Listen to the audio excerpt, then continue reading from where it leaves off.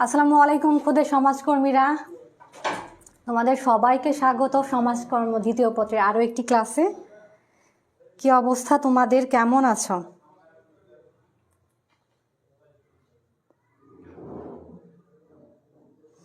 তোমরা সবাই দ্রুত জয়েন হয়ে যাও, তোমাদের ফ্রেন্ডদেরকে মেনশন করো।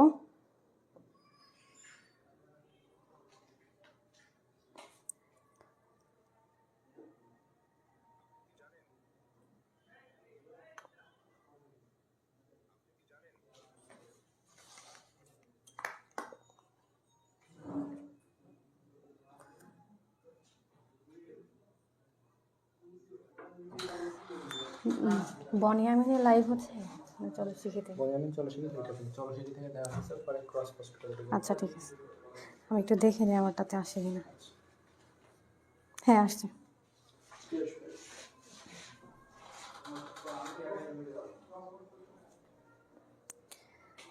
তোমরা দ্রুত জয়েন হয়ে যাও, তোমাদের ফ্রেন্ডদেরকে একটু মেনশন দাও যাদের সাথে অ্যাড আছো, আর পারলে ক্লাসটি শেয়ার করে দাও।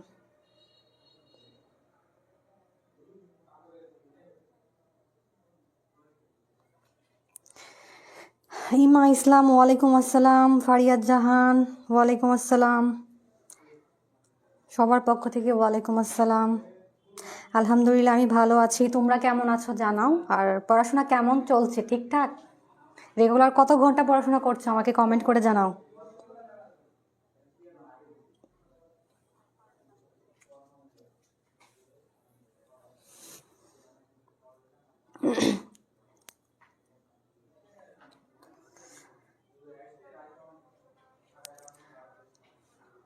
পারভেজ হুসেন ওয়ালাইকুম আসসালাম।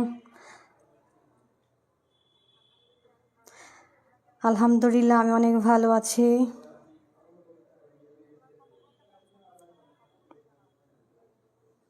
আচ্ছা, পড়াশোনা কি ঠিকঠাক চলছে তোমাদের? কমেন্ট করে জানাও রেগুলার কত ঘন্টা পড়াশোনা করছো তোমরা। তোমরা তোমাদের ফ্রেন্ডদেরকে একটু মেনশন দিয়ে দাও।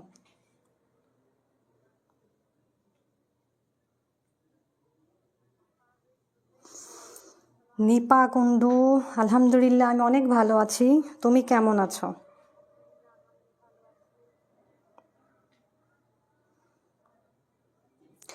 ম্যাম আপনি পিডিএফ দেন না কেন? পিডিএফ তো পেইড ব্যাচের স্টুডেন্টদেরকে দেওয়া হয়।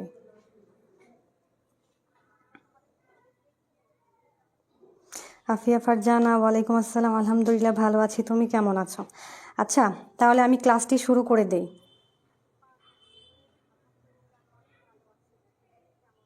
আচ্ছা এখানে কি বলে জিন্নাতুন নূর তন্নি বলেছো যে সিকিউ লেখার টিপস দিয়ে না। আচ্ছা ঠিক আছে, ক্লাস শেষে পুরো ক্লাসটা করো, আমি ক্লাস শেষে আমি বুঝিয়ে দিব কিভাবে সিকিউ এর আনসার করলে তুমি ফুল মার্কস পাবা, ঠিক আছে?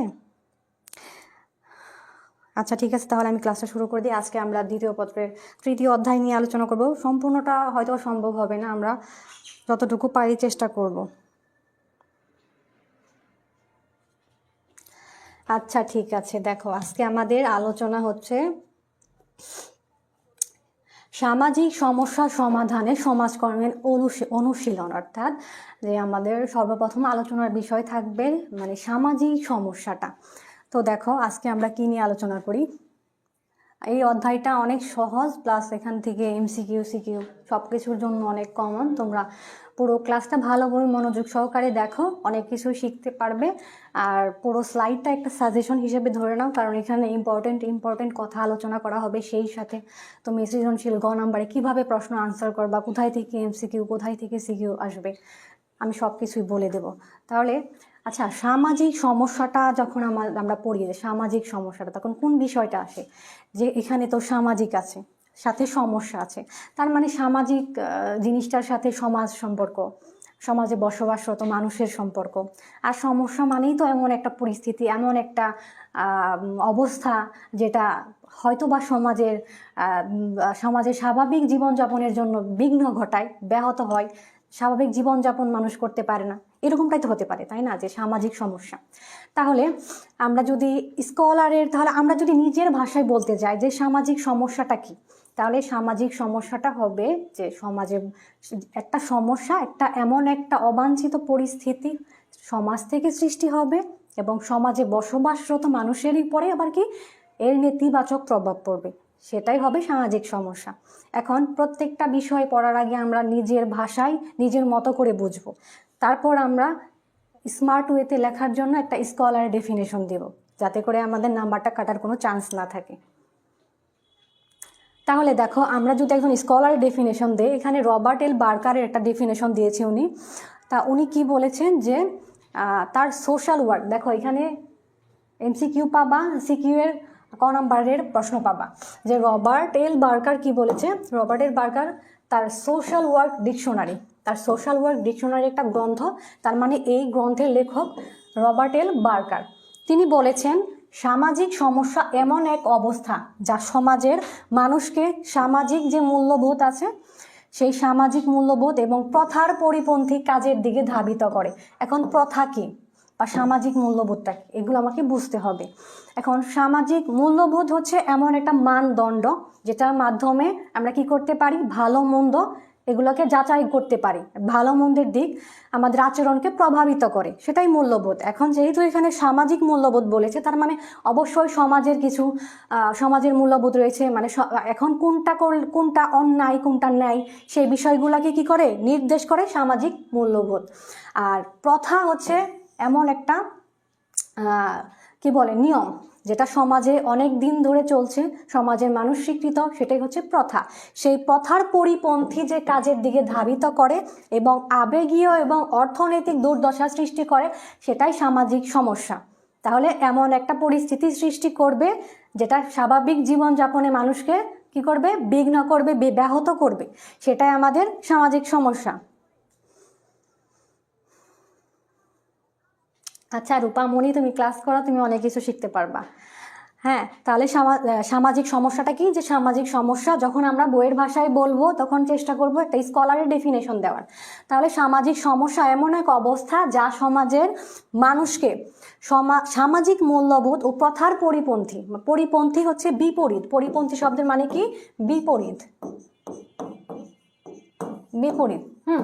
তাহলে প্রথার পরিপন্থী কাজের দিকে ধাবিত করে, অর্থাৎ সামাজিক যে মূল্যবোধ আছে যে এটা করা যাবে না এটা করা যাবে, সেই মূল্যবোধ এবং প্রথার পরিপন্থীর দিকে ধাবিত করে এবং আবেগীয় অর্থনৈতিক দুর্দশা সৃষ্টি করে, সেটাই হচ্ছে সামাজিক সমস্যা।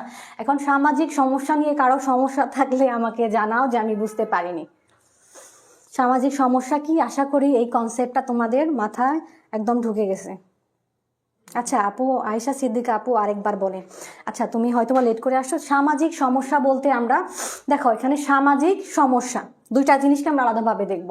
এখন এখানে সামাজিক বলতে আমরা কি বুঝি, সমাজ রিলেটেড যে কোনো ব্যক্তি বা বস্তু হতে পারে, সেটা সমাজে বসবাসরত মানুষ, সমাজের কাঠামো, হ্যাঁ সমাজের মূল্যবোধ, মানে সমাজ নিয়ে যা কিছু সেটাই সামাজিক। আর সমস্যা মানে এমন একটা পরিস্থিতি, এমন একটা সিচুয়েশন, এমন একটা অবস্থা যেটা একদম অপ্রত্যাশিত, মানে অবাঞ্ছিত, যেটাকে বলে মানে অপ্রত্যাশিত, যেটা আমরা চাই না, সেরকম একটা অবস্থা, সেটাকে আমরা সমস্যা বলবো। তাহলে এই সমাজে বসবাসরত, সমস্যাটা সৃষ্টি করে কে, অবশ্যই মানুষ।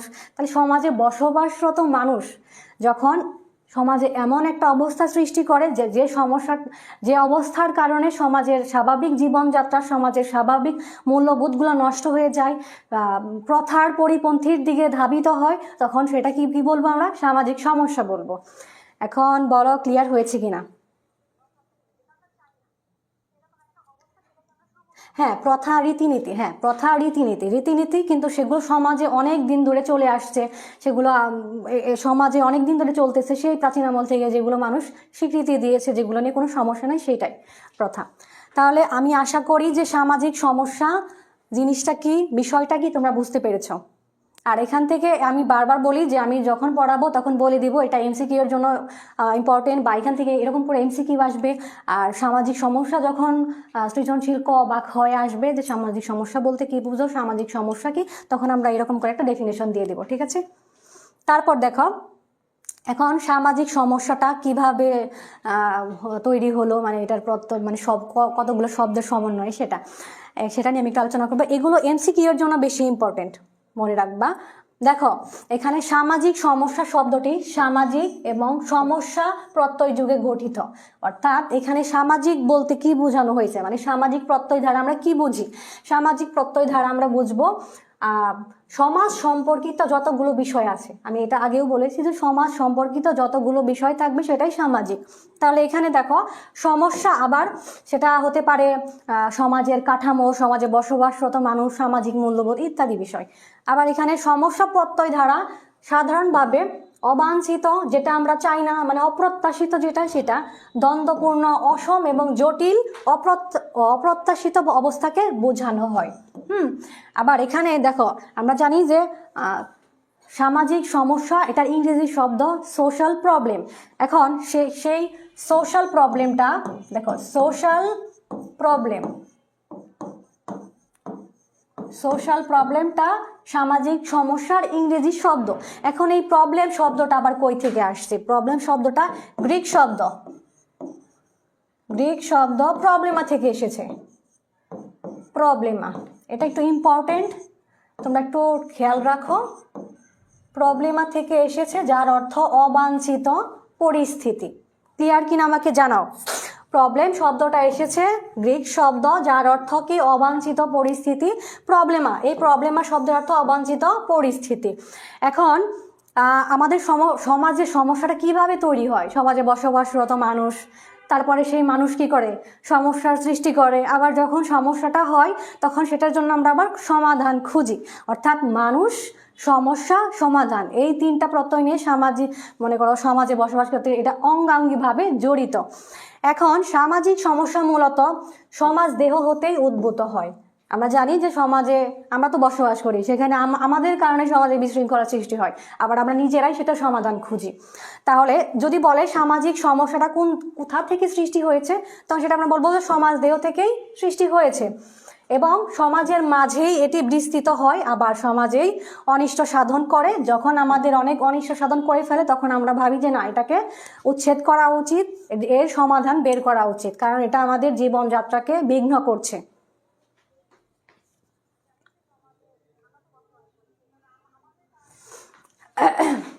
আচ্ছা, তাহলে আমাদের এই বিষয়টা ক্লিয়ার কিনা জানাও তো একটু সবাই। এখন আমরা সামাজিক সমস্যার বৈশিষ্ট্যটা দেখব। এর আগে যেটা দেখেছি, সামাজিক সমস্যার যে সংজ্ঞাটা মুখস্থ করব, সেটা সৃজনশীল ক নাম্বারের জন্য, অনুধাবনের জন্য।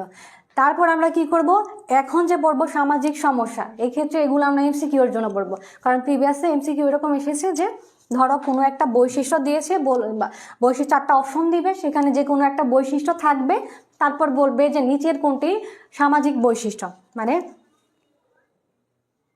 সামাজিক সমস্যার বৈশিষ্ট্য। তখন তুমি যদি এই সামাজিক সমস্যার বৈশিষ্ট্যগুলো একবার না দেখো, তাহলে তুমি তো আন্দাজ করতে পারবে না যে কোনটা সামাজিক সমস্যার বৈশিষ্ট্য। এই জন্য আমাদেরকে কি করতে হবে, এই বিষয়গুলো একটু মনে রাখতে হবে। 2-3 বার পড়লেই হয়ে যাবে। 2-3 বার পড়লে দেখবা যে অপশনে যখন দেখবা তখন মনে পড়বে যে না, আমি এরকমটা পড়েছিলাম, এটাই মনে হয়, তখন তোমরা একটু দিতে পারবা, পরীক্ষা আনসার করতে পারবা। এই জন্য আমাদের এই বিষয়গুলো একটু দেখতে হবে। যে দেখো, সামাজিক সমস্যার প্রধান সর্বপ্রথম যে একটা বৈশিষ্ট্য, সেটা কি সমাজ থেকে উদ্ভূত হয়। আমরা জানি যেহেতু সামাজিক সমস্যা, সেটা অবশ্যই সমাজ থেকেই সৃষ্টি হবে। প্রিয়া আপু, খুব ভালো লাগছে, থ্যাংক ইউ। জান্নাতি ইসলাম আনিকা, হ্যাঁ ক্লিয়ার আপু, তুমি ক্লাস করো মনোযোগ সহকারে। দেখো, বিমূর্ত ধারণা, অর্থাৎ যেটাকে আমরা দেখতে পারি না, ধরতে পারি না, ছুঁইতে পারি না, বাট ফিল করতে পারি, সেটাই বিমূর্ত বিষয়। তাহলে এই যে সমস্যাগুলো হয়, সেটা কি বিমূর্ত একটা ধারণা। পরিবর্তনশীলতা, অর্থাৎ সমাজ প্রতিনিয়ত পরিবর্তন হচ্ছে, সেই সাথে আমাদের যত সমাজে সমস্যা আছে সেগুলো কি হচ্ছে, প্রতিনিয়তই পরিবর্তিত হচ্ছে। এটা একটা বৈশিষ্ট্য। সর্বজনীন ক্ষতিকর, এটা কি করে থাকে, সব সমাজে দেখবা, প্রত্যেকটা দেশে বা প্রত্যেকটা সমাজেরই যে সমস্যাগুলো আছে, সেটা ক্ষতি কি সব জায়গায় ছড়িয়ে পড়ে। আদর্শ, মূল্যবোধ এবং নীতির পরিপন্থী মানে, আমি আবারও বলি, পরিপন্থী মানেই বিপরীত। তোমরা এই শব্দগুলো একটু বুঝে নিবা। বিপরীত, দেখো না, কখনো কখনো প্রশ্নে দেখবে যে উদ্দীপকের উক্ত বিষয়টি তোমার পাঠ্য বইয়ের কোন বিষয়ের পরিপন্থী, হ্যাঁ, তখন এটা বুঝবা যে পরিপন্থী মানে বিপরীত বোঝাচ্ছে। তাহলে আদর্শ, মূল্যবোধ এবং নীতির পরিপন্থী হয়ে থাকে। একটা সমাজের যে আদর্শ থাকে, মূল্যবোধ থাকে, তার প্রথা থাকে, সেগুলোর কি পরিপন্থী কাজ হয়, সেটাই সামাজিক সমস্যার বৈশিষ্ট্য। দেখো, তারপর নির্ভরশীলতা আছে, সর্বজনীন আছে, বহুমুখী নেতিবাচকের প্রভাব পড়ে। তারপর সচেতনতা বৃদ্ধির জন্য যৌথ প্রচেষ্টা। সমাজের সমস্যা যখন হয় তখন সেই এত বড় চারদিকে সমাজটা তো আর দুই তিনটা পরিবার মিলে তো সমাজ হয় না। একটা সমাজে কতগুলো পরিবার থাকে, তাহলে সব সমস্যার সমাধান করার জন্য কি একজন মানুষ যথেষ্ট? একজনের প্রচেষ্টা কি এই সমস্যার সমাধান দিতে পারে? কখনোই না। তাহলে সবার প্রচেষ্টার মাধ্যমেই এত জটিল সমস্যাগুলো সমাধান করা সম্ভব। এই জন্য বলেছে যে সচেতনতা বৃদ্ধির জন্য যৌথ প্রচেষ্টা।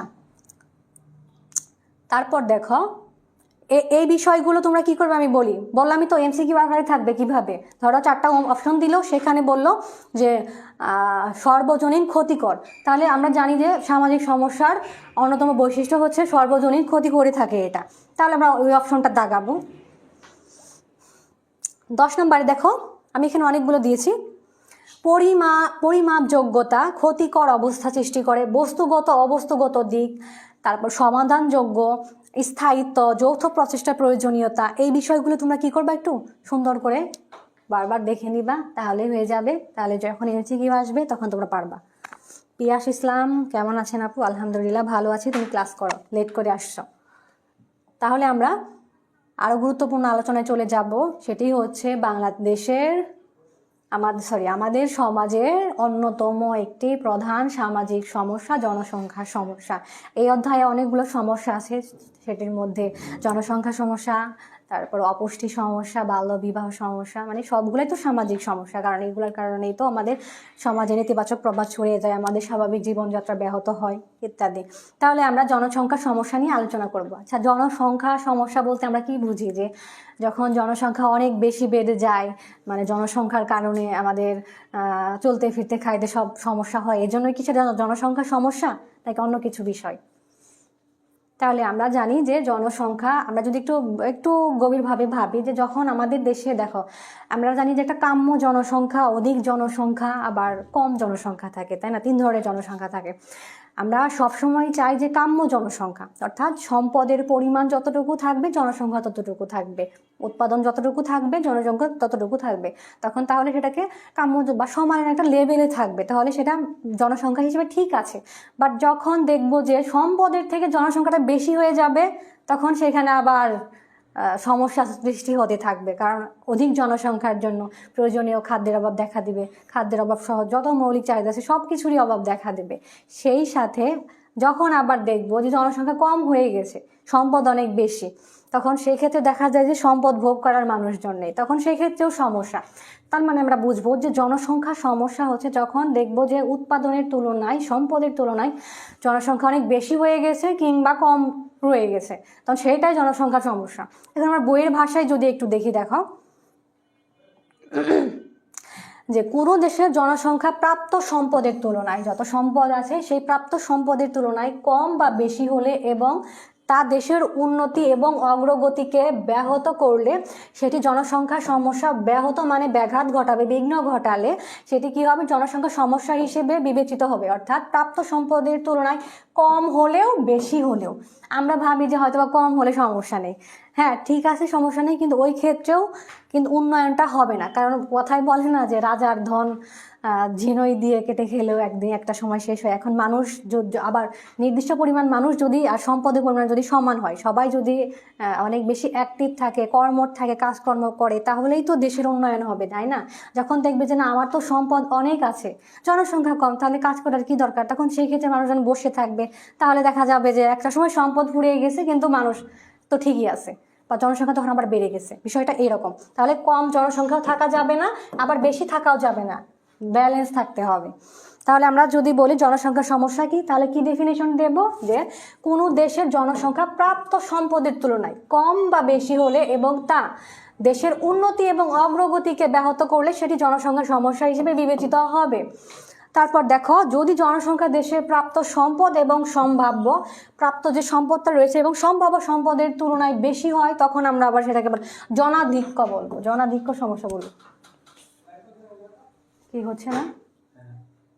হ্যাঁ, তাহলে কি হবে যে যখন দেখবো যে প্রাপ্ত সম্পদের তুলনায় জনসংখ্যা অনেক বেশি, সেই ক্ষেত্রে হবে জনাধিক্য সমস্যা, যেটা আমি আগেই বলেছি।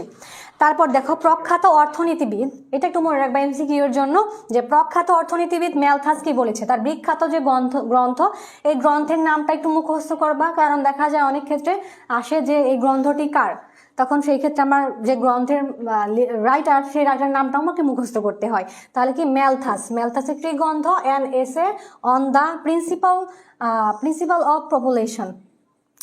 হ্যাঁ, তিনি তার এই গ্রন্থে বলেছে যদি কোনো দেশের জনসংখ্যা সে দেশের মোট খাদ্য উৎপাদনের চেয়ে বেশি হয়, তবে সেই পরিস্থিতিকে জনসংখ্যাস্ফীতি বলে। মানে উৎপাদনের চেয়ে যদি জনসংখ্যা বেশি হয়ে যায়, সেটাকে জনসংখ্যাস্ফীতি বলে। এই পর্যন্ত তোমাদের ক্লিয়ার কিনা বলো?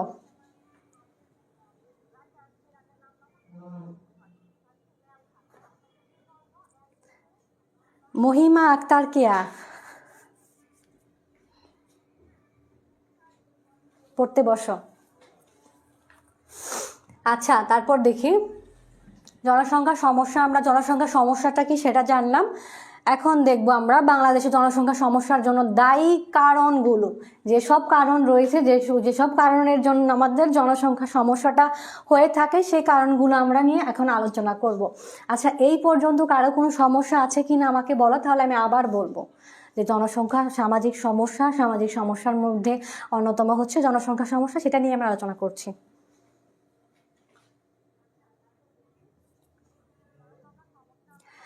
মাইমুনা সুলতানা ক্লিয়ার, আচ্ছা ঠিক আছে, থ্যাংক ইউ। তাহলে আমি দেখো এখানে বাংলাদেশের জনসংখ্যা সমস্যার জন্য দায়ী, তোমরা মনোযোগ সহকারে ক্লাস করো, লাস্টের দিকে আমি এমসিকিউ তোমাদের প্র্যাকটিস করাবো, ধরবো যে সবগুলো এমসিকিউ এর আনসার দিতে পারবা, আমি ধরে নেব যে সে ভালোভাবে ক্লাসটা করেছো।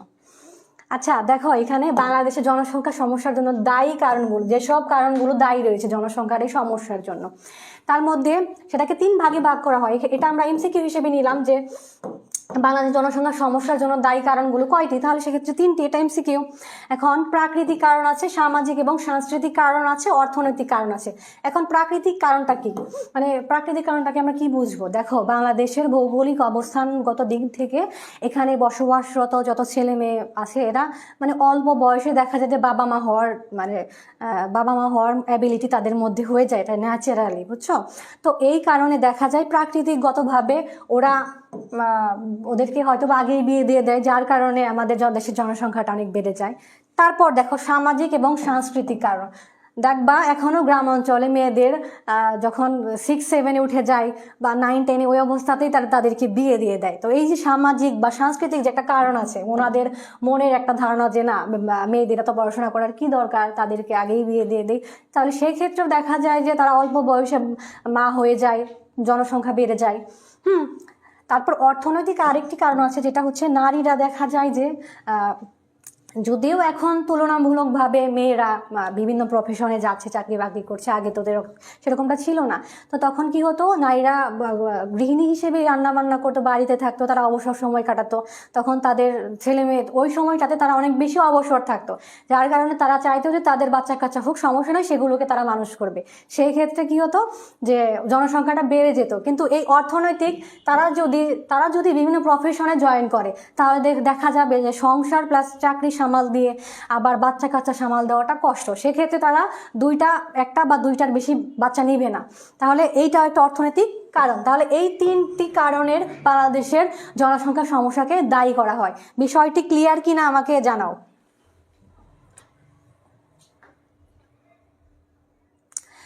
এখন এই যে জনসংখ্যা বাড়ছে, দিন দিন বাড়ছে, তাহলে এই জনসংখ্যা বাড়ার কিছু তো প্রভাব থাকবে, তাই না? নেতিবাচক প্রভাব, খালি নেতিবাচক প্রভাব।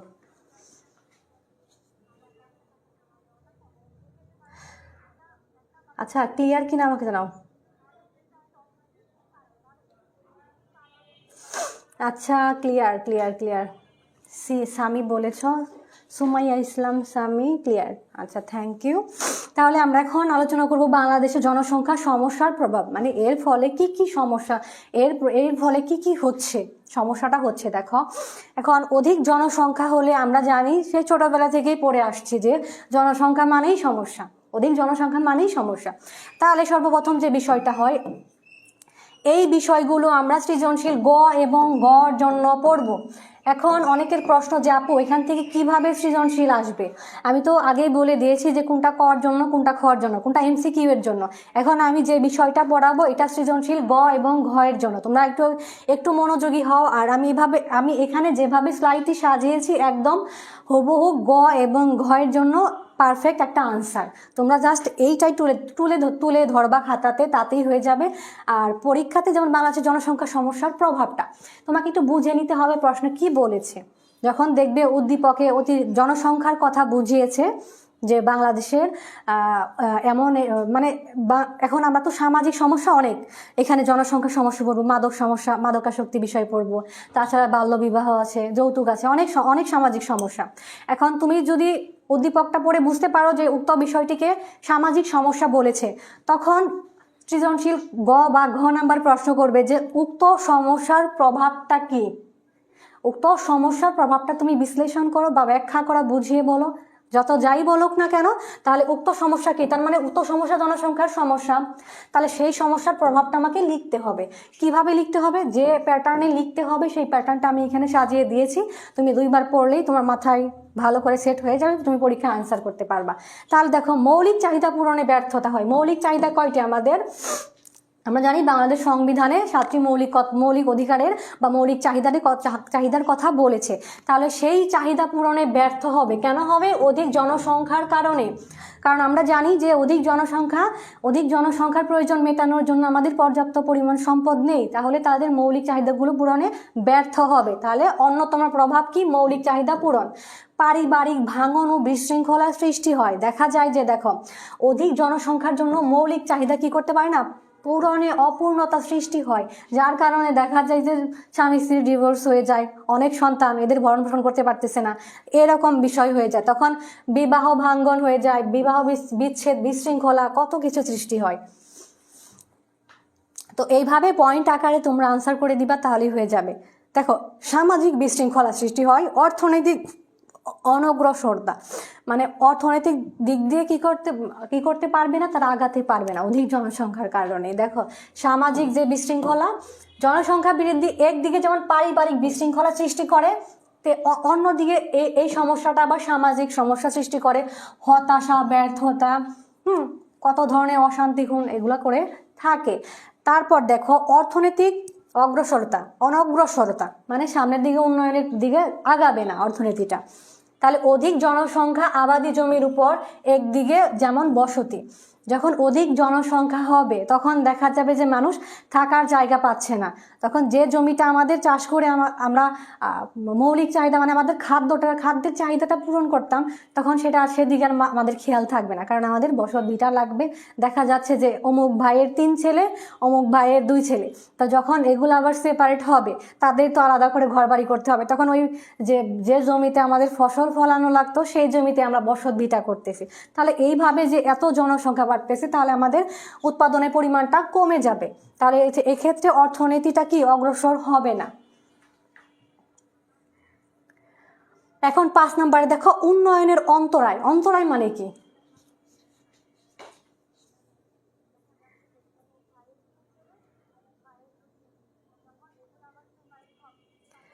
আচ্ছা, এই বিষয়টা ক্লিয়ার কিনা আমাকে একটু জানাও।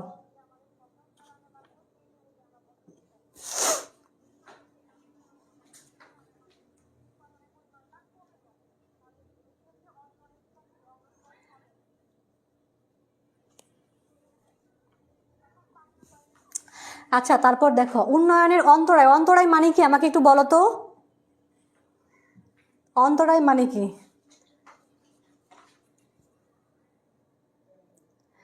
আপু, আমার তো সমাজ বিজ্ঞান, তাহলে না, সমাজ বিজ্ঞান আর সমাজকর্ম সাবজেক্ট তো এক না। তুমি কেন, তোমার যদি ক্লাস করতে ইচ্ছে করে করো, সমস্যা নেই, তবে সমাজ বিজ্ঞান সাবজেক্ট আলাদা।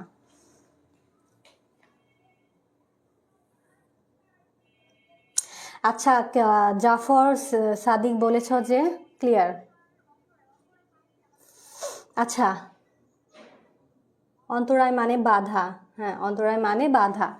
তাহলে উন্নয়নের যেসব বাধা রয়েছে, তাহলে কি উন্নয়নের জন্য উন্নয়নে বাধা সৃষ্টি করে কি অধিক জনসংখ্যা কি করে উন্নয়নের বাধা সৃষ্টি করে। অধিক জনসংখ্যা ভোগ, ব্যয়, স্বাস্থ্য, চিকিৎসা সহ মৌলিক চাহিদা পূরণ করতেই অধিকাংশ ব্যয় হয়ে যায়। দেখো এখন আমাদের সম্পদের পরিমাণ যতটুকু আছে, যেটুকু সম্পদ দিয়ে আমরা মানুষের মৌলিক চাহিদাটা পূরণ করতে পারবো, যতটুকু জনসংখ্যার করতে পারবো, কিন্তু সেখানে যদি সম্পদের তুলনায় যদি বেশি জনসংখ্যা হয়ে যায়, সেক্ষেত্রে কিন্তু তাদের আমরা মৌলিক যে চাহিদা আছে সেগুলো পূরণ করতে পারবো না। তাহলে উন্নয়ন কিভাবে হবে? তাই সরকারি বেসরকারি পর্যায়ে উন্নয়ন কার্যক্রম ব্যাহত হয়, শিল্পায়ন ব্যাহত হয়, সামাজিক নিরাপত্তার যে বেষ্টনী ভেঙে পড়ে। কারণ সবার সামাজিক নিরাপত্তা মানে হচ্ছে কাউকে অর্থনৈতিকভাবে হত দরিদ্র মানুষদেরকে সহায়তা করা, সেগুলো তার করা হয়ে পড়ে না, কারণ জনসংখ্যা অনেক বেশি হয়ে যায় তখন। তারপর জীবনযাত্রার মান নিম্ন, জনসংখ্যা বৃদ্ধিতে জনগণের জীবনযাত্রার মান কি হয়ে যায়? নিম্ন হয়ে যায়। জনসংখ্যা বৃদ্ধিতে জনগণের জীবনমান নিচুতে নেমে যায়। এর প্রধান শিকার হয় গরিব মানুষগুলো। তাদের জীবনমান, মাথা পিছু আয়, স্বাস্থ্য সেবা নিম্নগামী হয়ে থাকে।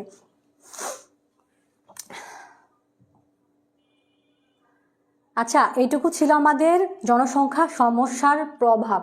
আমরা আবারও বলি যে এটা ঘয়ের জন্য ইম্পর্টেন্ট, সৃজনশীলের জন্য ইম্পর্টেন্ট। আমি যেভাবে সাজিয়েছি ঠিক একইভাবে তোমরা পরীক্ষার খাতায় লিখবে, একদম ফুল মার্কস পাবে ইনশাল্লাহ। এখন আমরা আলোচনা করব জনসংখ্যা সমস্যা সমাধানের উপায়। এই পর্যন্ত তোমাদের ক্লিয়ার কিনা আমাকে একটু জানাও।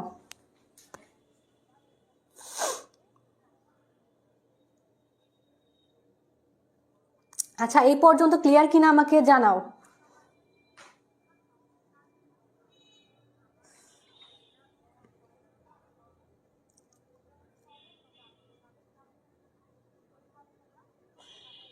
আচ্ছা, লিমা মনি বলেছো ক্লিয়ার। আচ্ছা ঠিক আছে, তাহলে আমরা এখন আলোচনা করব জনসংখ্যা সমস্যা সমাধানের উপায়। এই যে জনসংখ্যা রয়েছে সেগুলো প্রভাব সম্পর্কে আমরা জানলাম। এখন আমরা জানবো কিভাবে এটাকে সমাধান করা যায়। এটাও হচ্ছে এবং গহের জন্য। যখন বলবে যে উক্ত সমস্যার সমাধানে কি পদক্ষেপ নেওয়া যেতে পারে বা সমস্যার সমাধানের উপায়গুলো বলো, তখন আমরা কি করব, এই উপায়গুলো সুন্দর করে পয়েন্ট আকারে বলে দিব। আর আমি সুন্দর করে যা লিখেছি এগুলো দিলেই হবে। আর তোমার এগুলো এখন অনেকেই বলে যাবো মুখস্থ করব, এখন তুমি 2 বার পড়ে যদি মনে রাখতে পারো তাহলে তোমার মুখস্থ করার দরকার কি? যখন দেখবে যে মনে নাই তখন তুমি একটু চেষ্টা করবে মুখস্থ করার। তাহলে এখানে শিক্ষা বিস্তার করতে হবে, কারণ আমরা জানি একটা মানুষ যখন শিক্ষিত হয় তখন তার ভেতরে সচেতনতা সৃষ্টি হয় যে আমার যতটুকু অ্যাবিলিটি আছে, আমার যতটুকু ভরণ পোষণ করার ক্ষমতা আছে, আমি ততগুলো সন্তানই গ্রহণ করব। তাহলে দেখা যায় যে আলটিমেটলি আমার জনসংখ্যা বৃদ্ধি হয় না। তাহলে মানুষকে কি করতে হবে? সচেতন করতে হবে, শিক্ষিত করতে হবে। তারপর দেখো পরিবার পরিকল্পনা ব্যবস্থাকে জোরদার করতে হবে।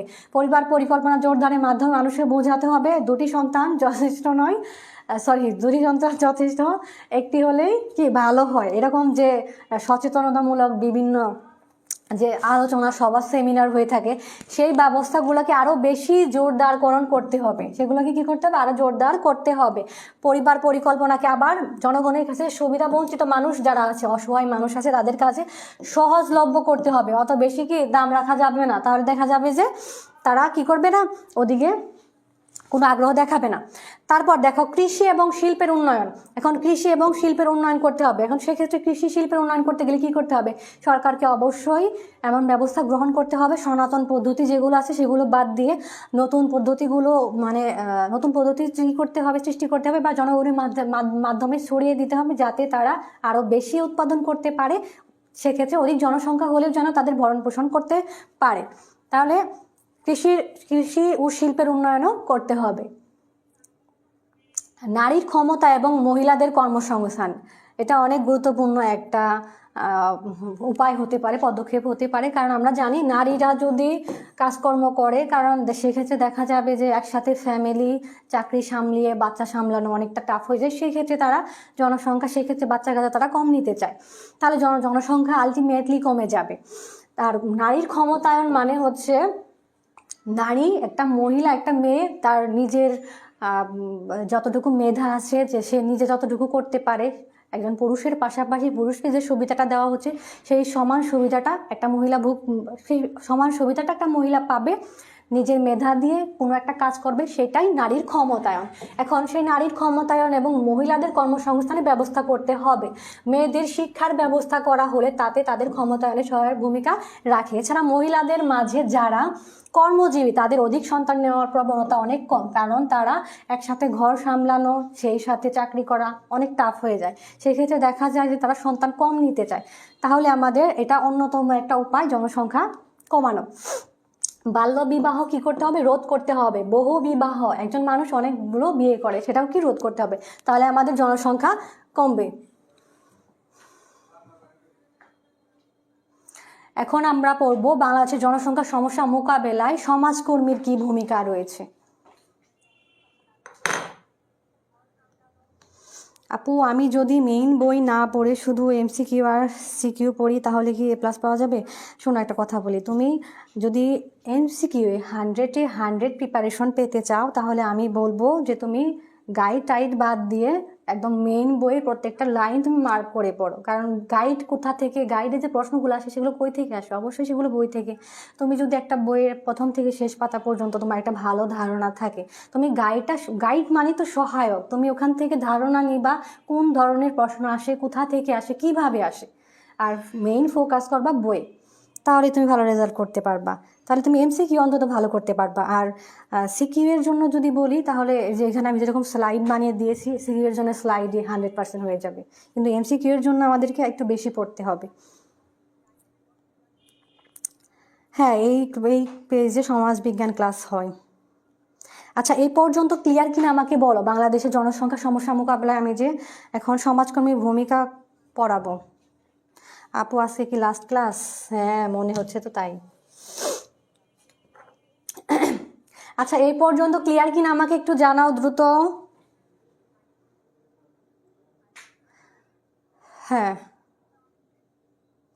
আচ্ছা, উজ্জ্বল বলেছ ক্লিয়ার আপু। আচ্ছা, লিমা আউট ক্লিয়ার। আচ্ছা, আমরা তাহলে এখন কিভাবে এই বাংলাদেশের জনসংখ্যা সমস্যা মোকাবেলায় একজন সমাজকর্মীর কি ভূমিকা হয়ে থাকে। তোমরা একটা জিনিস মাথায় রাখবা, সব বিষয়টাকে অত কঠিন করে না ভেবে একদম সহজ করে ভাববা যে একটা সমাজকর্মী কি করে থাকে। একজন সমাজকর্মী সমাজের ভালো, একজন মানুষের ভালো চায়। তারা মানুষকে দিক নির্দেশনা প্রদান করে যে এই দিকে গেলে আপনি এটা করতে পারবেন, আপনার যে সমস্যাটা সেটার সমাধানের পথ এইটা, আপনি এই দিকে যাবেন, এরকমটা বিভিন্ন দিক নির্দেশনা প্রদান করে থাকে। যত ভালো কাজ আছে সেগুলোর দিকে ধাবিত করে একজন সমাজকর্মী। তার কাজই হচ্ছে যত প্রকার সমস্যা আছে সেই সমস্যার পার্মানেন্টলি সমাধান দেওয়া, যাতে ব্যক্তি নিজেই নিজের মতো করে সেটা সমাধান করতে পারে। তাহলে সবসময় মনে রাখবা যে একজন সমাজকর্মী ভূমিকাটা সবসময় অনেক পজিটিভ হবে, সেটা দিক নির্দেশনা হবে, উপদেশমূলক হবে ইত্যাদি। তাহলে বাল্য বিবাহ রোধে সচেতনতা সৃষ্টি করা, কি করে? বাল্য বিবাহ রয়েছে সেগুলো রোধে সচেতনতা সৃষ্টি করা। এখন সেই সচেতনতা আবার কিভাবে সেটা সৃষ্টি করে, তাই না? বিষয়টা এরকম প্রশ্ন হতে পারে। তাহলে আমরা জানি যে একজন সমাজকর্মী বিভিন্ন সেমিনার করে, বিভিন্ন জায়গায় যায়, প্রোগ্রাম, অ্যাডভার্টাইজ ইত্যাদির মাধ্যমে মানুষকে সচেতন করাতে চায় যে এটার কুফল, এটা আপনি এটা কেন করবেন। এইসবের মাধ্যমে কি করবে? বাল্যবিবাহ রোধে মানুষের মধ্যে সচেতনতা সৃষ্টি করবে। কৃষি নির্ভরশীলতা হ্রাসকরণ, মানুষদেরকে একদম কৃষির উপর নির্ভরশীলতা যাতে না হয় সেদিকে তাদেরকে অন্য কি অপশন আছে, তারা কি কাজ করতে পারে সেই বিষয়গুলো তাদেরকে তুলে ধরবে। সেই সাথে পরিবার পরিকল্পনায় উৎসাহিত করবে, অর্থাৎ দুটি সন্তানের বেশি নয়, একটি হলে ভালো হয়, এরকম একটা স্লোগান ছিল না? তো সেই রকম পরিবার পরিকল্পনা। কারণ দেখা যাচ্ছে আমার মাসিক ইনকামে আমি স্বামী স্ত্রী দুইজনে চলতে পারতেছি না, সেইখানে যদি আমার 4 থেকে 5টা বাচ্চা হয় তাহলে আমি কিভাবে তাদেরকে ভালো একটা পরিবেশে মানুষ করতে পারবো? তাদের পড়াশোনার খরচ, তাদের যাবতীয় খরচ আমি বহন করতে পারবো না। এই জন্য কি করে একজন সমাজকর্মী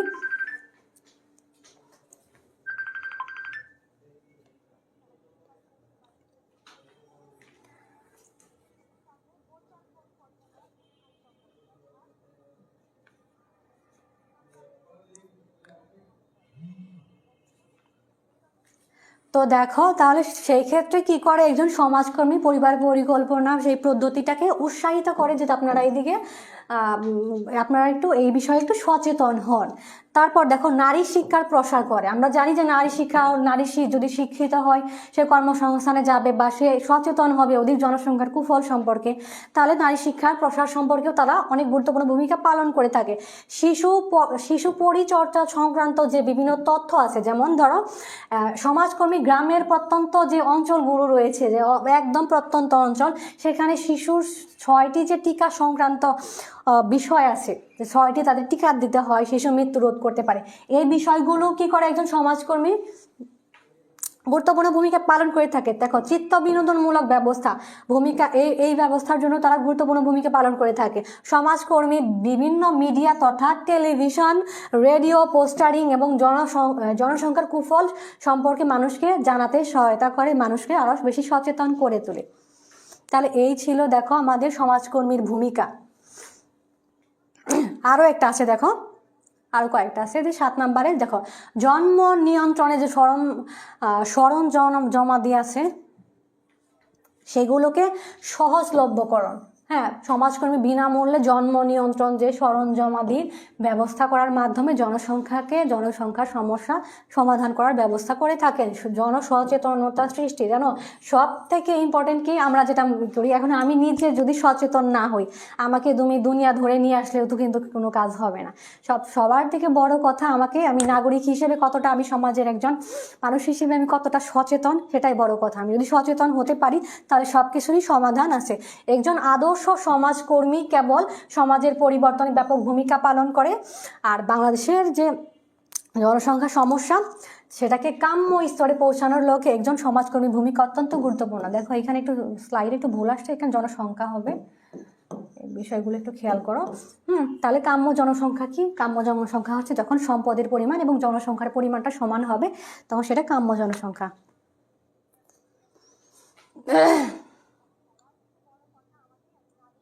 সাকিব ইসলাম বলেছো, আপু আপনার পরিচয়টা প্লিজ, তুমি শেষ অবধি থাকো, আমি আমার পরিচয়টা দেব।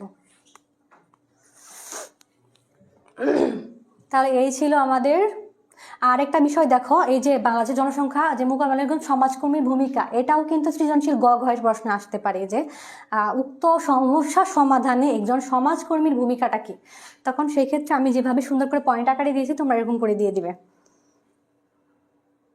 এখন আমরা আরো একটি ইম্পর্টেন্ট, অনেক ইম্পর্টেন্ট, অনেক বেশি ইম্পর্টেন্ট। আচ্ছা, আজান দিচ্ছে, আমি একটু 2 মিনিট বিরতি দিলাম, 2 মিনিট।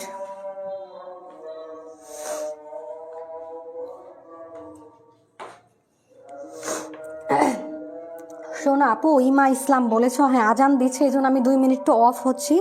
আর নামাজের সময় এক এক জায়গায় এক এক রকম, এক এক মসজিদে এক এক সময় আজান দেয়। তো দেখা যায় আমি রাজশাহী আছি, অনেকে ঢাকা বা দিনাজপুর বা বরিশাল থেকে দেখছে, এক একজনের নামাজের সময় আলাদা। তোমরা একটু, যার নামাজ পড়া দরকার তুমি নামাজ পড়ো, পরবর্তীতে তুমি ক্লাসটা দেখে নিও। হ্যাঁ, আজকেই শেষ ক্লাস।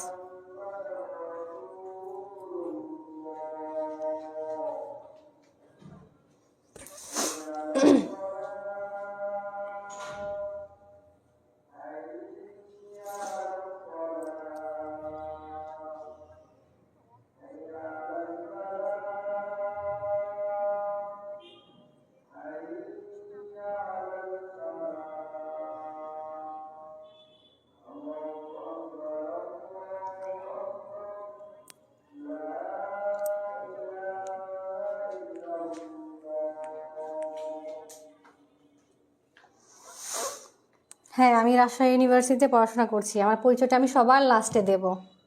তোমরা থাকো, ক্লাস করো, দেখো, তারপর আজান শেষ হয়ে গিয়েছে, আমি আবার স্টার্ট করি। তাহলে এখন আমরা অন্যতম আরেকটা গুরুত্বপূর্ণ সামাজিক যে সমস্যা, মাদকাসক্তি, সেটা নিয়ে আলোচনা করব, যেটা আমাদের সমাজে একদম, সমাজে শিশু কিশোরদের অবস্থা একদম খারাপ করে দিচ্ছে। শুধু ছেলেরা না, ছেলে মেয়ে উভয়।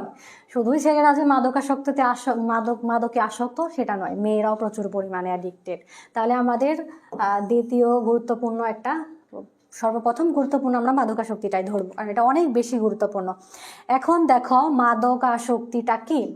মাদকাসক্তির ইংরেজি প্রতিশব্দ হচ্ছে ড্রাগ অ্যাডিকশন। আমরা একটু প্রত্যেকটা জিনিসের একটু ইংরেজি জানার চেষ্টা করব, যেমন সামাজিক সমস্যা, সোশ্যাল প্রবলেম, তারপর সমাজকর্ম, এটার ইংরেজি কি, সোশ্যাল ওয়ার্ক, এরকম সব জিনিসটা একটু জানার চেষ্টা করবো।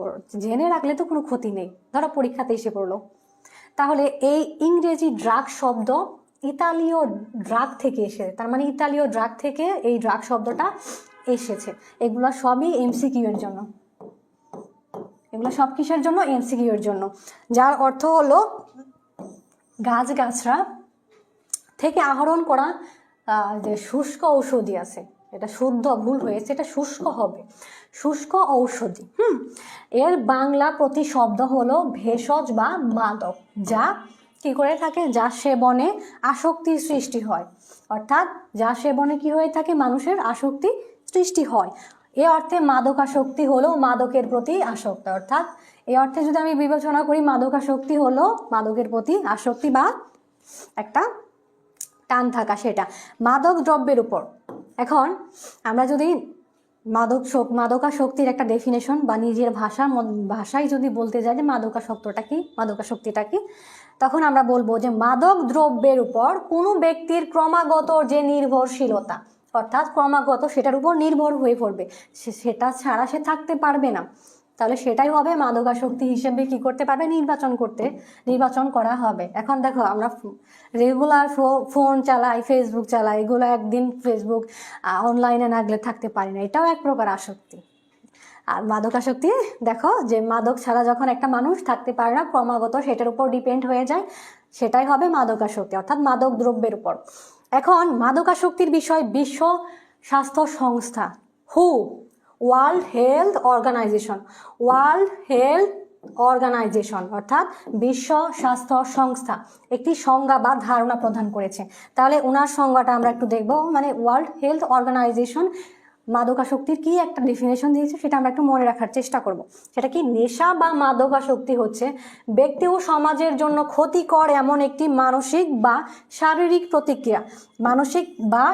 প্রতিক্রিয়া যা জীবিত প্রাণী ও মাদকের মিথস্ক্রিয়া মানে সম্পর্ক, সে সম্পর্ক মধ্যে দিয়ে সৃষ্টি হয়, যা জীবিত প্রাণী আর কি মাদকের মধ্য দিয়ে, জীবিত প্রাণী আর মাদকের মধ্যে একটা সম্পর্কের সৃষ্টি হয়, সে ক্রমাগত তার উপর ডিপেন্ড হতে থাকে, সেটা ছাড়া সে বাঁচতে পারে কিন্তু কষ্ট হয়, সেটা সে আবার ডিপেন্ড হয়ে পড়ে, তাহলে সেটাই হচ্ছে মাদকাসক্তি। তাহলে এই বিষয়টা আমি আশা করি তোমাদের ক্লিয়ার হয়ে গেছে। এগুলো সবই তোমরা এমসিকিউ এর জন্য ওয়ার্ল্ড হেলথ অর্গানাইজেশনের এই ডেফিনেশনটা মুখস্থ করবে যে মাদকাসক্তিটা কি। এখন এই মাদকাসক্তির যে কারণটা, এখন কি কারণে মানুষ এই মাদকের প্রতি আসক্ত হয়ে পড়ে, আমাদের এগুলা প্রশ্ন ইয়ের জন্য কি বলে ঘয়ের জন্য এই প্রশ্নগুলো খুব ইম্পর্টেন্ট, তোমরা দেখে রাখো। আর ক এবং ক্ষয়ের জন্য মাদকাসক্তি কি, মাদকাসক্তি কাকে বলে, তখন আমরা এটা দেব। তখন উপরে যেটা মাদকাসক্তি সংজ্ঞা পড়েছি ওয়ার্ল্ড হেলথ অর্গানাইজেশনের, ওইটা দেব। আর যখন সৃজনশীল উদ্দীপকে যখন বলবে যে উক্ত সামাজিক সমস্যাটা কোন সমস্যাকে নিয়ে ইঙ্গিত করছে, তখন যদি আমরা দেখি যে উদ্দীপকে যদি এরকমটা বলে যে কয়েকজন ছেলে মেয়ে এরকম ইয়া বা গাঁজা এগুলো খায় এরকম, তাহলে তো আমরা বুঝবো সেটা মাদকাসক্তি, তাহলে আমরা বলবো উক্ত বিষয়টা মাদকাসক্তি। তাহলে সেই সমস্যা যদি গ নাম্বার এরকমটা বলে যে উক্ত সমস্যার কারণটা কি, তখন আমাদের লিখতে হবে যে মাদকাসক্তির কারণটা কি। আর এখানে আমি পয়েন্ট আকারে খুব সুন্দর করে দিয়েছি, জাস্ট এই পয়েন্টগুলো তুমি তুলে দিবা, ফুল মার্কস পাবা। আচ্ছা, তাহলে আমরা দেখো যে মাদকাসক্তির একটা ভৌগোলিক অবস্থা। ভৌগোলিক অবস্থা কি, যে দেখো বাংলাদেশের এমন একটা জায়গা যেখান থেকে মনে করো মাদকের সাপ্লাইটা অনেক ভালোভাবে হয়, যার কারণে এখানে মাদক অহরহ পাওয়া যায়, যার কারণে এখানে অনেক মানুষ মাদকের প্রতি আসক্ত হয়ে পড়ে। তাহলে আফিম ফেন্সিডিল উৎপাদন ও চোরাচালানের জন্য পৃথিবীর বিখ্যাত যে কয়েকটি অঞ্চল রয়েছে, ও দেশ বাংলাদেশ খুব নিকটে অবস্থিত, বাংলাদেশ সেই দেশের নিকটে বসছে। এইসব দেশ আন্তর্জাতিক চক্রের রুট হিসেবে ব্যবহৃত হয়, তাই মাদকের সহজলভ্যতা এদেশে সাধারণ চিত্র, যার কারণে মানুষ সহজেই মাদকে আকৃষ্ট হয়ে পড়ে। দারিদ্র বেকারত্ব হতাশায় কি হয় বাংলাদেশ, দেখো দারিদ্র বেকারত্ব হতাশার কারণে মানুষ কি করে থাকে, এসব নেশার প্রতি আকৃষ্ট হয়ে থাকে। দেখো আমরা যখন বাংলা মুভি দেখতাম ছোটবেলায়, তখন দেখতাম যে নায়ক মানে হতাশায় ডিপ্রেশনে সে মদ পান করতেছে, তাহলে এই যে হতাশাটা, এই হতাশা থেকেই মানুষ কি করে থাকে, মাদকের প্রতি আসক্ত হয়ে থাকে। বাংলাদেশের জনসংখ্যার বড় অংশ হচ্ছে কি দরিদ্র। এখন দরিদ্র থাকলেই তো তার বেকার, তার চাকরি নাই, তার টাকা নাই, পয়সা নাই, তাহলে সে দরিদ্র, বেকার, দরিদ্র, হতাশা তার মধ্যে কাজ করবে। সেই ক্ষেত্রে কর্মসংস্থানের সুযোগ তার কম থাকবে। বিপুল সংখ্যক মানুষ বেকারত্বের বোঝা বয়ে বেড়াচ্ছে এবং হতাশার যে সৃষ্টি হচ্ছে সেখান থেকেই মানুষ কি করতেছে, হতাশা ভুলে থাকতে মানুষ মাদকে আসক্ত হয়ে যায়। আল্লাহ, দেখো তাহলে কি থেকে কি হয়, দেখছো? তাহলে আমরা দুইটা কারণ দেখলাম, তারপর দেখবো আমরা অপসংস্কৃতির যে প্রসার। যেমন দেখো, এই যে বিদেশে ওয়েস্টার্ন কালচারে দেখবা যেখানে মদ্যপান করা একটা স্মার্টনেস ভাবে, ওরা ভাবে যে মদ্যপান যে করে না সে আনস্মার্ট। তাহলে ওদের যে অপসংস্কৃতি একটা আছে, মানে ওদের সেই ট্র্যাডিশন দেখা যাচ্ছে অনেকটা আমাদের এইদিকে ফলো করতে চায়, যে কোনো একটা অকেশন হলে একটু নাচ গান হবে, একটু মদ্যপান হবে। তাহলে এই যে সংস্কৃতি, সেটার প্রভাব এই দেশে পড়ে। সেক্ষেত্রে মাদকের প্রতি মানুষ কি করছে, আকৃষ্ট হচ্ছে। ধর্মীয় মূল্যবোধের অবক্ষয় মানে পতন। অবক্ষয় মানে কি, পতন। মানে ধর্মীয় মূল্যবোধ যে থাকে, সেই ধর্মীয় মূল্যবোধটা কি হয়, পতন হয়। যার কারণে এখন আমি যদি মুসলিম হয়ে থাকি, তাহলে আমি তো মদ্যপান করবো না, কারণ ওটা আমার জন্য হারাম। কিন্তু সে তার ধর্মীয় মূল্যবোধের অবক্ষয়, পতন হয় বলেই সে কি করে, মদ্যপান শুরু করে থাকে, সিগারেট খায়, ফেনসিডিল ইত্যাদি। তাহলে সঙ্গ দোষ আরও একটা ইম্পর্টেন্ট। দেখো, আমাদেরকে সবসময় বলা হতো যে সবসময় সঙ্গটা ভালো নির্বাচন করতে হয়। বন্ধু যাদের সাথে আমি সবসময় চলি, মেলামেশা করি, তাহলে তাদের সঙ্গটা যদি ভালো না হয় তাহলে কি হবে, আমিও খারাপ হয়ে যাব। সেখানে যদি মাদকে আসক্তি হয়ে পড়ে, তাহলে দেখা যাবে একদিন দুই দিন আমি ভালো থাকবো, তিন দিনের দিন আমি ওদের মতো সিগারেট খাওয়া শুরু করব। তাহলে সঙ্গটা অনেক ইম্পর্টেন্ট, এটা অন্যতম একটা কারণ। কৌতূহল, অনেকে এত কৌতূহল থাকে যে দোস্ত আমি একটা সিগারেট খেয়ে দেখি যে কেমন। তো দেখা যায় যে সে শুরু করে কৌতূহলের বশে, কিন্তু পরবর্তীতে সে ছাড়তে পারে না। তারপর দেখো, পারিবারিক বন্ধনে শিথিলতা ও নিয়ন্ত্রণহীনতা। অনেক ক্ষেত্রে দেখা যায় পরিবারে অশান্তি থাকে, যার কারণে অনেকে হতাশায় ভোগে। তো ওই ক্ষেত্রে সে খারাপ দিকে ধাবিত হয়। তাহলে জীবনে ব্যর্থতা, প্রেমে ব্যর্থতা, এই তো এসব জীবনে ব্যর্থতা, প্রেমে ব্যর্থতা। অনেক আছে যে প্রেমে ব্যর্থ, ওই বাপারাজ হয়ে গেছে, তখন সে সিগারেট খাওয়া শুরু করে, যত প্রকারের নেশা আছে এগুলা। তাহলে এগুলো হচ্ছে মাদকের প্রতি আকৃষ্ট হওয়ার কারণ। তাহলে পরীক্ষাতে যদি আসে, তাহলে আমরা কি পারবো বলো তো? পরীক্ষা আনসার করতে পারবো কিনা বলো?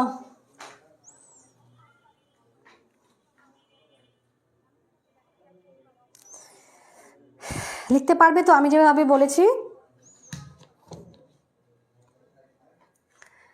আচ্ছা, তাহলে আমরা এখন মাদকাসক্তির প্রভাবটা আলোচনা করবো। এটা প্রভাবটা কি, মানে কি কি ক্ষতি করে থাকে, প্রভাবের ফলে কত কিছু ক্ষতি হয়ে থাকে। দেখো, শারীরিক ও মানসিক ক্ষতি হয়ে থাকে।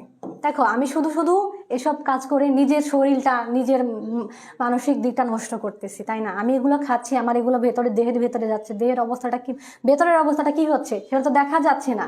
কিন্তু শেষ বয়সে গিয়ে তুমি যখন বুঝতে পারবা তোমার কাশি হচ্ছে, তোমার ক্যান্সার হচ্ছে, তোমার হাঁপানি হচ্ছে, মানে তোমার শ্বাসকষ্টের সমস্যা আছে, এগুলো কেন হয়? এগুলো এই মাদকের প্রতি আসক্ত থাকার কারণে। দেখো, একজন ব্যক্তি যদি নিয়মিত মাদক নিতে থাকলে তার এক সময় জটিল সমস্যার সৃষ্টি হয়। সেগুলো হতে পারে উচ্চ রক্তচাপ, ক্যান্সার, ফুসফুসে পানি জমে যাওয়া ইত্যাদি। আবার হতাশা, এমনকি মানসিক ভারসাম্যহীনতা ইত্যাদি কি হয়ে থাকে, মাদক দ্রব্য গ্রহণের ফলে হয়ে থাকে। তাহলে মাদক দ্রব্যের প্রভাব, অন্যতম প্রভাব কি, শরীরের উপর মানসিক ক্ষতি করে থাকে। পরিবারের উপর প্রভাব, পরিবারের উপর কি প্রভাব পড়ে থাকে? দেখো, যে পরিবারের কোনো সদস্য মাদকে আসক্ত, সেই পরিবার একদম সুখ শান্তি সব শেষ। সে যদি ইয়াবা, ফেনসিডিল এগুলো কন্টিনিউয়াসলি গ্রহণ করতে থাকে, তাহলে তার অবস্থা, সেই ফ্যামিলিটা যদি মিডল ক্লাস হয় তাহলে তো আরও বেশি সমস্যা। কারণ দেখা যায় সে তার নেশা করার জন্য দরকার হয় বাবা মার মানে শরীর থেকে গয়নাগুলো খুলে বিক্রি করে নিয়েও সে মাদক সেবন করবে, এরকমটা হয়। তাহলে আমি একটা গল্প বলি, শোনো। যে আমাদের স্কুলের একজন কেরানি ছিল, তার একটা ছেলেই ছিল। সে মাদকে এমন পরিমাণ আসক্ত যে টাকা পয়সার জন্য, মানে টাকা পয়সা দিত না, কারণ তাকে যে টাকাই দেওয়া হতো সেটা নিয়েই সে মাদক সেবন করতো। তো লাস্ট মুহূর্তে সেই ফ্যামিলি, তার বাবা, ছেলেটার বাবা বাধ্য হয়ে তাকে পুলিশের কাছে ধরিয়ে দিয়েছে যে আমার ছেলেকে আপনি জেলখানায় নিয়ে রাখেন। তাহলে বুঝো যে এই মাদকের আসক্তটা কত পরিমাণ খারাপ। সে তার মায়ের উপর, মানে মার গায়ে হাত তুলতো মাদকের জন্য, সে টাকা দিত না বলে। তাহলে দেখো, একটা পরিবারের শান্তি সব শেষ হয়ে যায় মাদকের প্রতি আসক্ত থাকার কারণে। তারপর যুব সমাজের ক্ষতি হয়। এই যুব সমাজের যে সোনালী ভবিষ্যতেদের পড়ালেখা করবে, চাকরি বাকরি করবে, কিন্তু এগুলো না করে যখন তারা এইসব খারাপ কাজে আসক্ত হয়ে পড়ে তখন তাদের ফিউচার একদম অন্ধকার। দেখো, এগুলোর মধ্যে 21 থেকে 30 বছরের মধ্যে যতগুলো যুবক আছে, যুবতী আছে, এরাই বেশি পরিমাণে মাদকে আকৃষ্ট হয়, তাদের অবস্থা খুবই ভয়াবহ হয়ে যায়। তারপর দেখো সামাজিক সমস্যার কারণ। এখন সামাজিক সমস্যাটা কি সেটা তো আমরা আগেই পড়েছি, যে সমাজে এমন একটা অবস্থা সৃষ্টি হবে যার কারণে মানুষ স্বাভাবিক জীবন যাপন করতে পারবে না। এখন এই সামাজিক সমস্যাটা কিভাবে হয়? যে মাদক সেবন করে, সে কি করে? মাদক সেবন থেকেই উৎপত্তি হয় কিশোর অপরাধ, ছিনতাই, চুরি, ডাকাতি, লুটপাট, পতিতাবৃত্তি, চাঁদাবাজি, চোরাচালান ইত্যাদি, এগুলো সব মাদক থেকেই তৈরি হয়। যদি প্রশ্নে আসে যে চুরি ছিনতাই কোন কাজের মাধ্যমে হয়, তাহলে আমরা কি দিব? মাদকাসক্তি। তারপর দেখো ব্যাধির বিস্তার। ব্যাধি মানে কি? যেসব ব্যাধি যেগুলা একদম মরণ ব্যাধি, হ্যাঁ, সেই মরণ ব্যাধিটাও হয় এই অতিরিক্ত মাদক সেবনের কারণে। HIV বলো, এইডস বলো, এগুলা কি হয়? এইসব মাদকের সেবনের ফলে, এই যে হেপাটাইটিস B, C এগুলা ইত্যাদি ব্যাধি হয়ে থাকে। এখন আমরা মাদকাসক্তি মোকাবেলার উপায় দেখব, কিভাবে আমরা এই মাদকাসক্তি থেকে মোকাবেলা করতে পারি। এটা ঘয়ের জন্য। এই পর্যন্ত ক্লিয়ার কি না আমাকে বলো।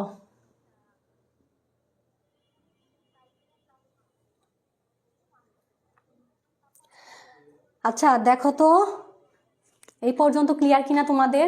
এটা ঘয়ের জন্য ইম্পর্টেন্ট। যখন বলবে উক্ত সমস্যা মোকাবেলার উপায়গুলো বলো, তখন আমরা ঘয়ে এই পয়েন্টগুলো সুন্দর করে বলে লিখে দিব। এই পর্যন্ত ক্লিয়ার কিনা আমাকে একটু জানাও। Ayesha Siddika clear, okay, thank you. তাহলে আমরা এখন কিভাবে এই সমস্যাটাকে আমরা মোকাবেলা করতে পারবো সেটা এখন জানবো। মাদকের সরবরাহ কমানো না, আমার মতে কি জানো, একদম বন্ধ করে দেওয়া উচিত। বলছি কমানো, বই লেখা কমানো, এখন আমি তো বলতে পারি না বন্ধ করা। এখন মাদকের সরবরাহটা কমানো উচিত। তারপর দেখো আইনের যথাযথ প্রয়োগ করা। এখন আইন তো শুধু তৈরি করলেই হবে না, সেটা তো প্রয়োগ করতে হবে। যে এই পরিমাণ সেবন করলে বা এইটা করলে তাকে শাস্তি দেওয়া হবে। এই যদি 3-4 বার, মানে সবার জনসম্মুখে যদি তাকে শাস্তি দেওয়া হয়, তাহলে তো সে দ্বিতীয়বার আর এই কাজটা করবে না। সুন্দর পারিবারিক পরিবেশ সৃষ্টি করা কেমনে? এখন ধরো বাবা মা ডিভোর্স হয়ে গেল, তার 2টা ছেলে আছে। এখন বাবা মা তো আলাদা হয়ে গেল, কিন্তু সেই 2টা সন্তানের কি হবে? তাদের ভেতরে হতাশা, হীনমন্যতা ইত্যাদি সমস্যার সৃষ্টি হবে, যার কারণে তারা হতাশায় ভুগবে এবং একটা পর্যায়ে দেখা যাবে তারা মাদকে আসক্ত হয়ে গেছে। এই কারণে আমাদেরকে কি করতে হবে? সুন্দর একটা পারিবারিক পরিবেশ সৃষ্টি করতে হবে। সামাজিক পরিবেশটাকে কি করতে হবে? উন্নত করতে হবে। সমাজে যে পরিবেশ, সেই পরিবেশে কোনো রকম কিশোর গ্যাং বলো, কোনোভাবেই মাদকের ঠাঁই দেওয়া যাবে না। সমাজের পরিবেশে যতগুলো মানুষ বসবাস করবে সবাই পিওর থাকবে। তাহলে কি হবে? এই সমস্যাটা মোকাবেলা করা যাবে। কর্মসংস্থানের সৃষ্টি করা। দেখো অনেক মানুষ বেকার থাকে, টাকা পয়সা থাকে না, দরিদ্র হয়ে যায়, যার কারণে আমরা হতাশায় ভুগি, তারপরে নেশায় আসক্ত হয়ে পড়ি। এজন্য কর্মসংস্থানের সৃষ্টি করতে হবে, যার কারণে তারা যেন এত পরিমাণে ব্যস্ত হয়ে পড়ে যে মাদক সেবনের সময়ই থাকে না। তারপর ধর্মীয় মূল্যবোধের চর্চা করতে হবে, ধর্মীয় দিকে তাদেরকে ধাবিত করতে হবে। কারণ আমরা জানি যে কোনো ধর্ম খারাপ দিকে ধাবিত করে না, কোনো ধর্ম বলে না তুমি নেশা করো। তাহলে আমি যদি ধর্মীয়ভাবে একটু ধর্মীয় নিয়ম কানুন মেনে চলি, তাহলে অবশ্যই এইসব মাদকের থেকে অনেক বেশি দূরে থাকবো। তারপর প্রচারণার মাধ্যমে মানুষকে বুঝাবো এটা অনেক খারাপ একটা প্রভাব রয়েছে, এগুলো সমাজে পরিবারে রাখা যাবে না।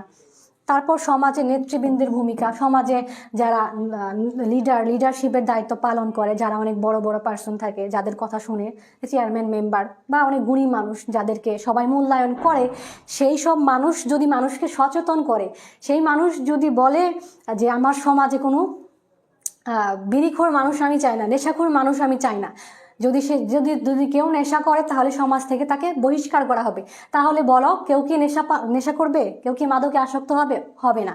এই জন্য সমাজের নেতৃবৃন্দের ভূমিকাও থাকতে হবে।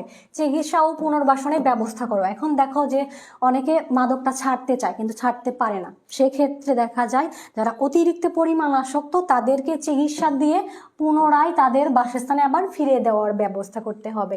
পাঠ্যপুস্তক বই মাদকের কুফল সম্পর্কে কি করতে হবে? তুলে ধরতে হবে, অন্তর্ভুক্ত করতে হবে, যাতে কি মানুষজন বা যারা কিশোর আছে ওরা যেন মাদকের প্রতি আকৃষ্ট না হয়। এইসবের মাধ্যমে আমরা কি করতে পারবো? পুরোপুরি মাদকাসক্তি মোকাবেলা করতে পারবো।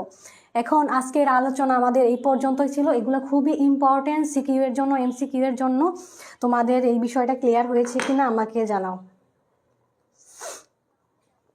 এখন আমি তোমাদেরকে এমসিকিউ ধরবো, ক্লিয়ার কিনা আমাকে জানাও। আফিয়া ফারজানা জান্নাতুল রোশনি আবার শয়তানি শুরু করে দিয়েছো না?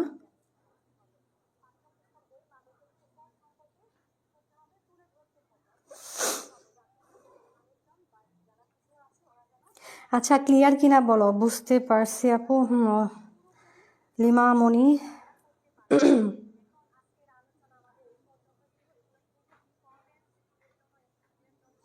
আচ্ছা ক্লিয়ার। এখন আমি তোমাদেরকে এমসিকিউ ধরবো, ঠিক আছে? বলো।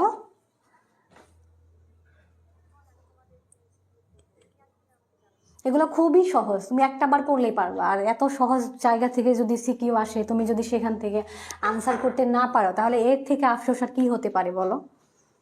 আচ্ছা বলো তো, প্রেমে ব্যর্থ হয়ে অনেকে কিসের প্রতি আসক্ত হয়ে পড়ে? কি হবে এটা?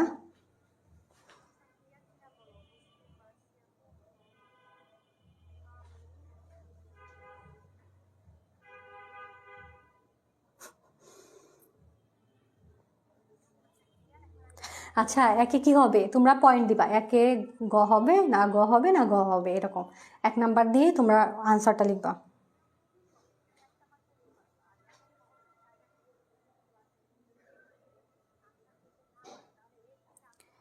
লামিয়া জুই, আজকের ক্লাসটা কি ওয়েবসাইটে পাবো? ওই তো ওইখান থেকেই তো তুমি ক্লাসটা দেখতে পারবা। তুমি গুরুত্বপূর্ণ ওইগুলা স্ক্রিনশট নিয়ে নিবা, তাই হয়ে যাবে তো। আচ্ছা অনেকেই বলেছ গো আমি সবার নাম নিচ্ছি না, একজনের নাম নিলে আরেকজন খুব মন খারাপ করো। হ্যাঁ, তাহলে দেখি সবার লাস্টে তাহলে প্রেমে ব্যর্থ হয়ে অনেকে কিসের প্রতি আকৃষ্ট হয়ে পড়ে? আসক্ত থাকা মানেই সেখানে মাদক হবে। আর প্রেমে ব্যর্থ হয়ে কি হয়? মানুষ হতাশ হয়ে যায়। হতাশা থেকেই মানুষ কি করে? মাদকে আসক্ত হয়ে পারে। তাহলে এটা কি হবে? মাদকে।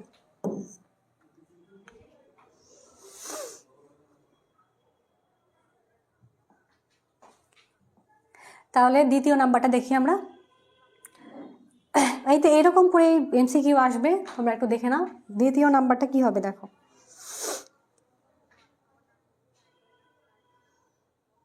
মাসুদা ঋতু, দেরি হয়ে গেছে।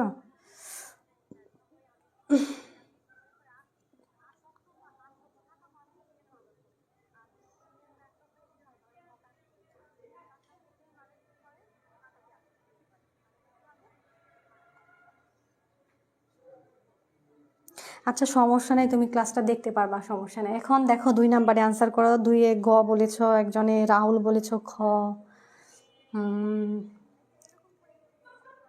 রাহুল 2-এ খ কেন হলো আমাকে একটু বলো তো। তুমি কেন বললা 2-এ খ হবে?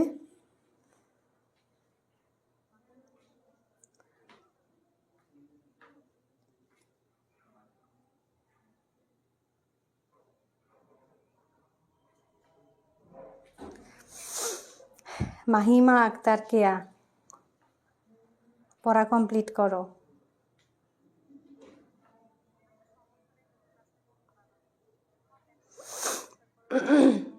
আচ্ছা তোমরা কিন্তু ভালো করে পড়বা।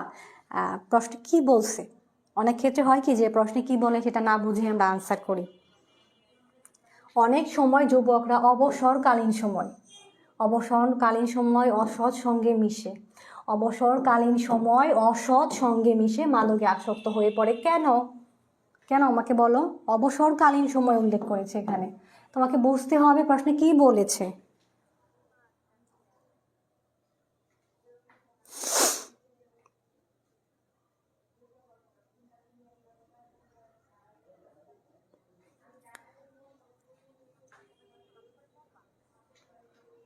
আচ্ছা তাড়াতাড়ি বলো, দুইয়ে অনেকেই বলেছ। অর্নি, নাজমা গ,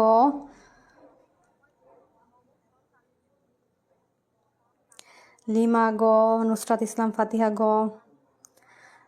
ঐশী কেন ঘ হবে? লাস্টেরটা কেন হবে? আচ্ছা আমি বলে দেই, সুস্থ বিনোদনের অভাবে। কারণ সুস্থ বিনোদন বা চিত্ত বিনোদন হয় না বলেই তো আমরা এই মানে অসৎ সঙ্গে মিশে এটা করি, বলো। আচ্ছা জান না তারা।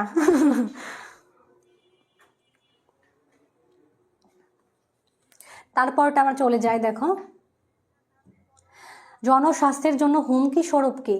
জনস্বাস্থ্যের জন্য, ভালো করে প্রশ্নটা আগে পড়বা, তারপর আনসার করবা। তিনে কি হবে এবার বলো, 3 নাম্বারটা। মান্নান হোসেন গ। মান্নান হোসেন, তোমার পড়াশোনা কি অবস্থা? কয়েক ঘন্টা পড়াশোনা করতেছ বলো তো? 3 গ। তিনে কি বলেছো তোমরা? 3 গ কেন হবে? তোমরা নাম্বার দিবা, 3 ঘ হবে না গ হবে, এরকম নাম্বার দিবা। কারণ শুধু গ লিখলে তো আমি বুঝতে পারবো না তুমি কোনটার আনসার করেছো। আচ্ছা গ, কারণ আমরা জানি জনস্বাস্থ্যের জন্য, একটা স্বাস্থ্যের উল্লেখ আছে মাদকাসক্তিটা। তাহলে 3 কি হবে? 3 হবে লাস্টেরটা, অর্থাৎ ঘ।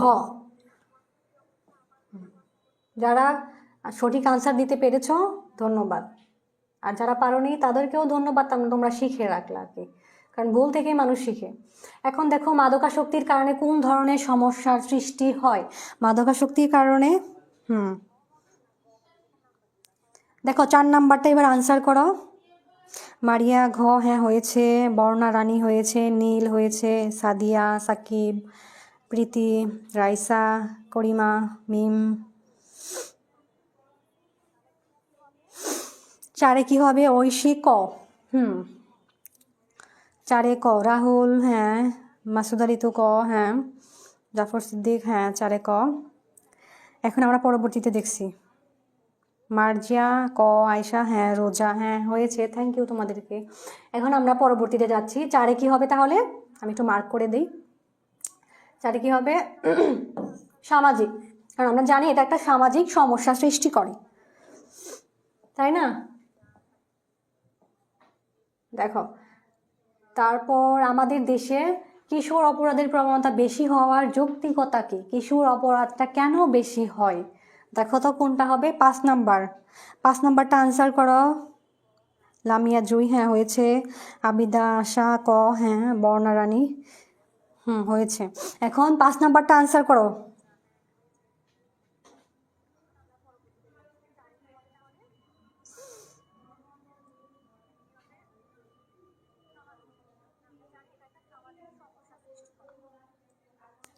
আচ্ছা 5 খ লিমা মনি বলেছ।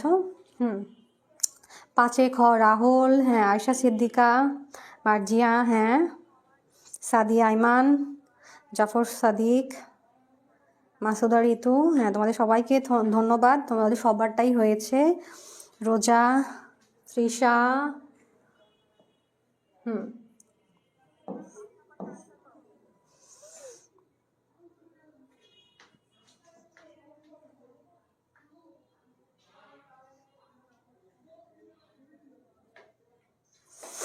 তারপর আমরা পরবর্তীতে চলে যাই। দেখো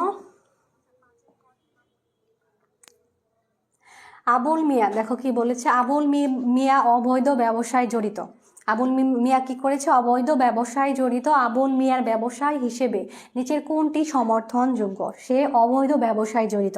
প্রশ্নটা ভালো করে পড়বি আগে। সে অবৈধ ব্যবসায় জড়িত, স্বর্ণ ব্যবসা, ধানের ব্যবসা, কাঁচামালের ব্যবসা, মাদক দ্রব্যের ব্যবসা অনেক বেশি সহজ হয়ে গেছে, তাই না?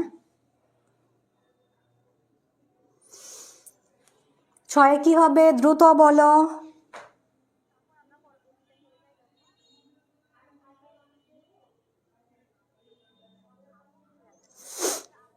আচ্ছা, 6 তোমরা লিমা, মনি, ঐশী, আয়েশা সিদ্দিকা, রাহুল, সাদিয়া, জাফর, মিতু, হ্যাঁ তোমাদের সবারটাই হয়েছে, কারণ অনেক বেশি সহজ। কি হবে?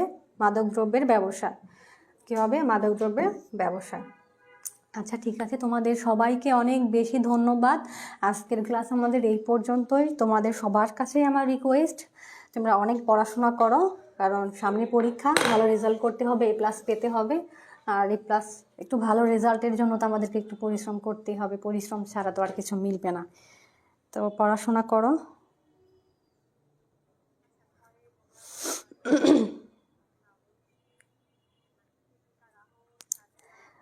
তোমাদের জন্য অনেক অনেক দোয়া, শুভকামনা, ভালোভাবে পড়াশোনা করো।